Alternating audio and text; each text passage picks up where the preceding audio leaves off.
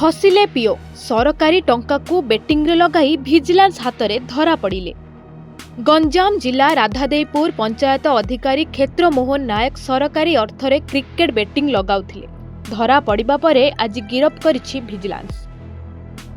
43 लाख टंकार सरकारी फंड को बेटिंग रे लगाउथिले पीओ। क्षमतार अपव्यवहार सह सरपंच को जाल दस्तखत करी बैंक रु हड़प करुथिले टंका। गत वर्ष जुलाई रु चाकरी आरंभ करथिले क्षेत्र मोहन।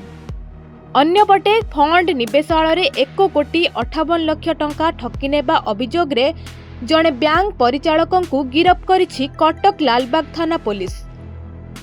अभियुक्त जनक हेउछंती जगतसिंहपुर जिला बालिकुदा माछगां आसिलो ग्रामर आशीष जेना। म्यूचुअल फंड रे निवेश करबाकू कही ठकुथुले लक्ष लक्ष टंका। एपरिकी ठकेई टंकारे से एकाधिक थर विदेश भ्रमण करने सहित बड़ होटेल रहिबा खाइबा एवं एक दामी कार किनिथिबा स्पष्ट करिछि पुलिस। लालबाग थाना रे निवेदिता गिरी कंप्लेंट सी तांको एफआईआर उपरे एवं अन्यमान एफआईआर उपरे गोटे मकदमा लालबाग थाना रुजु कराइछि।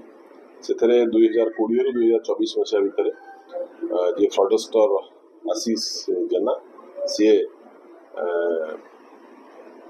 प्राय 1,63,00,000 टंकार म्यूचुअल फंड इन्वेस्टमेंट करने कही ठकिकी पैसा नहीं गले और अन्य आड़े इन्वेस्टमेंट कले।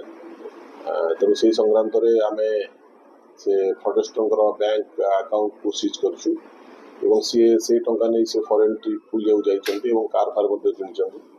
तेणु इन्वेस्टिगेशन से ऑन अछि। एक्यूज को अरेस्ट कराइछि एवं कोर्ट फॉर्ड कराइछि एवं तदंत चलछि। सर केमती तो म्यूचुअल फंड कोई हाँ सी ताको प्रलोभित कले जे म्यूचुअल फंड इन्वेस्टमेंट हेले आपण रिटर्न अधिका पाइबे आउ तेणु म्यूचुअल फंड इन्वेस्टमेंट करंतु से विश्वास करिकरी तांकर म्यूचुअल फंड इन्वेस्टमेंट करिया पाई सेही आशा रे ताको से पैसा देथिले। बट से म्यूचुअल फंड किसी जदि इन्वेस्टमेंट करथिले कि मेजर शेयर ता अन्य आड़े खटेइथिले कि निजे आत्मसात मध्ये करथिले पैसा। कटकरू प्रभु कल्याण पाल को रिपोर्ट धरित्री लाइव।